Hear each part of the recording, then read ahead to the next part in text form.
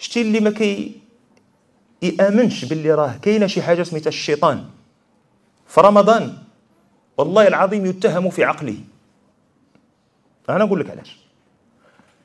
شباب كتخرجوا تصليو التراويح في المساجد هناك، خصوصا الذكور كتخرجوا تصليو التراويح في المسجد، وقبل من رمضان كنتو كتخرجوا تصليو العشاء مثلا. تقدر تشرح لي كيفاش تيطرا ان اليوم 28 شعبان تتمشي تصلي العشاء تتلقى شي بركه، هذيك البركه الاعتياديه اللي كتكون 2 صفوف 3 الصفوف على حسب الجامع وعلى حسب الحي. 29 شعبان كتكون جالس في داركم ما بين المغرب والعشاء، كيقول لك راه غدا رمضان، كتمشي كتلقى واحد البورسونطاج شويه تزاد. ملي كيكون النهار الاول د رمضان صمتي، فطرتي مع المغرب، صليتي المغرب، عالجتي، خرجتي للجامع، كتلقى راسك بلا ما تحس خرجتي للجامع بكري، في حين ان موالف كتبقى تكشط بصندالتك حتى كتسمع اقامه الصلاه. كتلقى راسك النهار الاول خرجتي للجامع بكري، وكتلقى دوك 3 الصفوف اليتامى اللي كانوا في الاول ولاو 6 ولا 8 ولا 10. نهار 2 رمضان، يعني الليله ديال ليله 3 رمضان، ليله الثالث من رمضان، الجامع لا مشيتي في نفس التوقيت تصلي برا. سؤال، شكون اللي دوا مع هذوك تجاو؟ انا ما دويتش معاهم. ياك انا اللي نهار ما طالنا نهلل ونغوت انا ما دويتش معاهم، واخا كاع كون دويت معاهم علاش ما جاوش بديك الكثافه نهار 28 شعبان؟ علاش ما جاوش نهار 28 رجب؟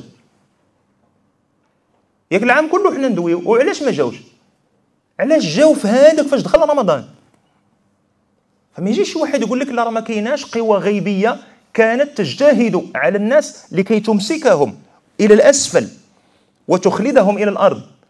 كيجي رمضان تتحبسوا هذيك القوى الغيبيه ديال الشر، كيلقى الانسان راسو راه ما يمكنش بالعقل والله ما تفسرها. غتقول لي لا راه كاين واحد الماتراكاج ميدياتيك، ديك القفوزيه ديال والو، ودابا كاين الماتراكاج ميدياتيك على الكمامه، باقي شي واحد دير الكمامه.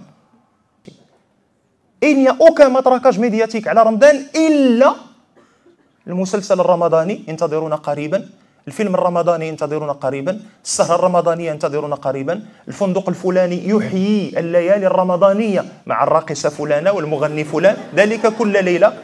مرحبا بكم فطور رمضان، سميتها سواغي افتر فطور، ولا واحد لو كونسيبت جديد سواغي افتر فطور. ها هو عندك الماتراكاج ميدياتيك، ها الماتراكاج ميدياتيك فين كاين؟ اي بورطون عباد الله اش تتلقى الناس مع ذلك، تتلقى الناس جات وعمرات الجامع وتتصلي معاك التراويح. سي فري بنادم كاين اللي كيصلي العشاء كيخرج، كاين اللي كيصلي 2 ركعات كيمشي، لكن الاغلبيه تيبقى شاد معاك الصف حتى الاخر.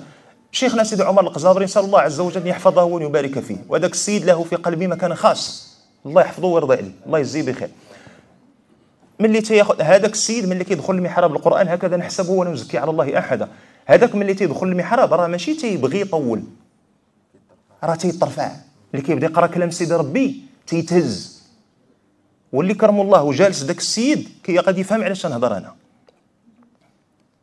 ومع ذلك كيبقى مسجد الحسن الثاني، لا المسجد الاخر، لا الساحه البرانيه، لا الباحه، لا الشوانط، تيبقاو مضروبين بلان حتى كيسالي الصلاه ديالو.